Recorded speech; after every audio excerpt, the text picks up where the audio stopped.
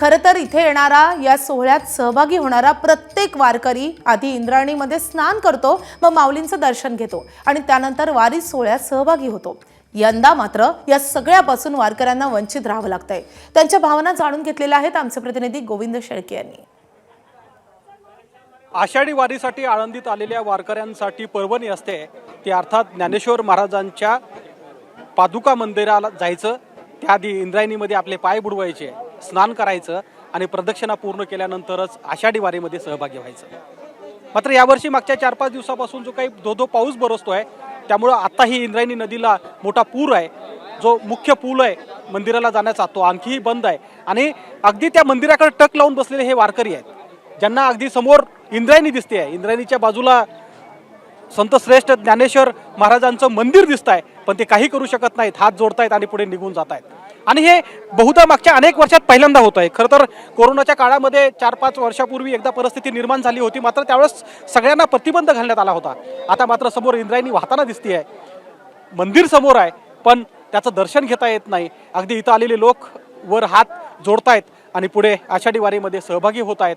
आपत्कालीन परिस्थिती आहे, कारण मागच्या 5-6 दिवसापासून जो काही पाऊस बरसतोय, त्या पावसामुळे इंद्रायणी नदी दुथडी भरून वाहते आहे। पुलाचं इतकं मोठं नुकसान झालंय की त्यावरनं माणसाला सुद्धा चालायला जागा नाही आहे आणि त्यामुळं अगदी मागच्या 2-3 दिवसापासून हा पूल बंद आहे।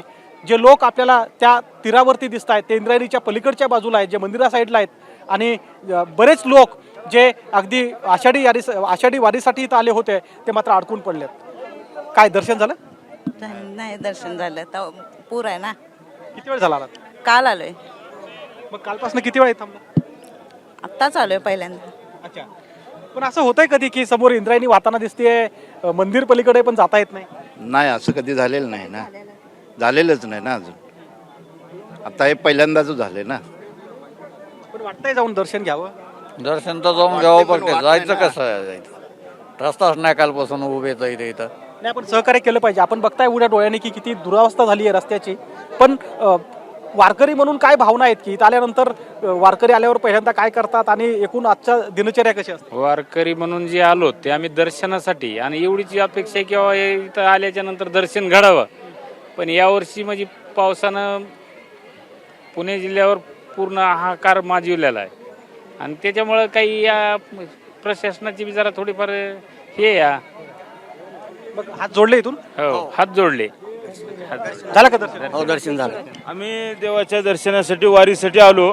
आज ज्ञानेश्वर माऊलीचं दर्शन होईल आमचा योग होता, पण या फुलावर पाणी जात असल्यामुळं या ठिकाणी पूर्ण वारकरी आज आशेचे निराशे होऊन या ठिकाणी थांबलेले आहेत। आळंदीच्या ज्ञानेश्वर पाऊस पण जबाबदार आहे। तुम्ही बघताय की मागच्या 4-5 दिवस इतका पाऊस पडलाय की इंद्रायणी नदीला एवढं कधी पाणी नसतं वारीच्या काळात, ती दुथडी भरून वाहते आहे। शेवटी प्रशासनाला पण या ठिकाणी असा निर्णय घेणं क्रमप्राप्त आहे, कारण प्रशासन या ठिकाणी काळजीपूर्वक लक्ष दिलं पाहिजे। कारण दरवर्षी या आळंदी या क्षेत्रातून पालखी सोहळा हा पंढरीला जातो पायवारीसाठी, तरी प्रशासनानं काळजीपूर्वक त्यांनी विचार केला। झालं का दर्शन? नाही ना, शेवटी ही निसर्गाच्या पुढे कोणी काय करू शकत नाही हो। जरी सगळ्यांची श्रद्धा आहे, बरोबर आहे, पण आता हे निसर्गाचा कोप आहे, त्याला कोण काय करू शकते? एबीपी माझा, उघडा डोळे बघा नीट।